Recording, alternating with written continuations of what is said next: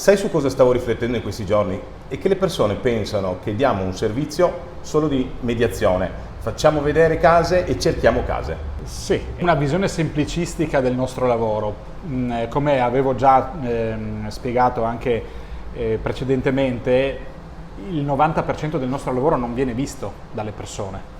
Devi considerare che tutti i controlli che vengono fatti sulle case, quindi tutta la parte relativa all'urbanistica, al catasto, ai controlli tavolari, ai controlli al comune, i controlli amministrativi, i controlli legati alle spese condominiali, all'agibilità, e potrei andare avanti ancora con l'elenco, fanno tutti parte di una fase iniziale dove il nostro team lavora in gruppo proprio per far sì che la vendita poi sia molto più semplice, anche per far trovare all'acquirente un pacchetto pronto in modo tale che il suo acquisto sia un acquisto sicuro.